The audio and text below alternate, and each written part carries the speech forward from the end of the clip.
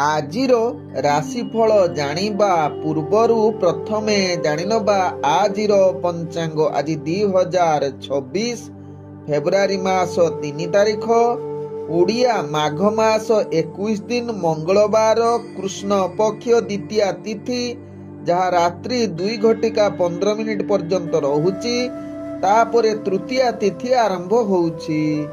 ଆଜି ମଘା ନକ୍ଷତ୍ର, ଯାହା ରାତ୍ରି 11:53 ପର୍ଯ୍ୟନ୍ତ ରହୁଛି। ତାପରେ ପୂର୍ବ ଫାଲ୍ଗୁନୀ ନକ୍ଷତ୍ର ଆରମ୍ଭ ହେଉଛି। ଆଜି ସିଂହ ରାଶିରେ ଚନ୍ଦ୍ର ଅବସ୍ଥାପନ କରି ରହୁଛନ୍ତି।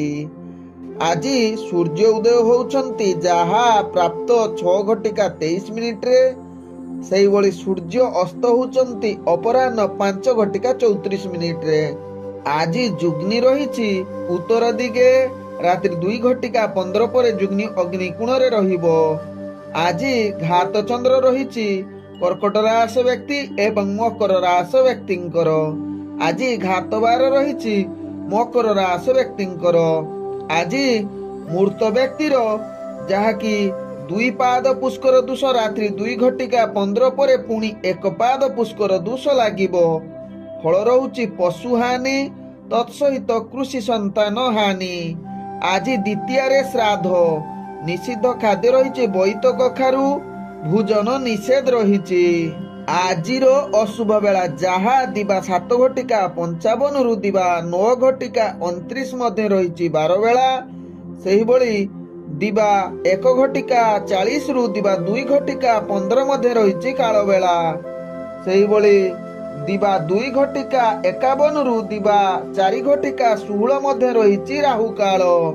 ସେହିଭଳି ରାତ୍ରି 7:07 ରାତ୍ରି 8:40 ମଧ୍ୟ ରହିଛି କାଳ ରାତ୍ରି। ତେଣୁ ଏହି ଅଶୁଭ ସମୟ ଗୁଡାକର ଆପଣମାନେ କୌଣସି ଶୁଭ କାର୍ଯ୍ୟ କରନ୍ତୁ ନାହିଁ। ଆଜିର ଶୁଭ ବେଳା, ଯାହା ଦିବା 9:30 ଦିବା 11:09 ମଧ୍ୟ ରହିଛି ଶୁଭ ବେଳା।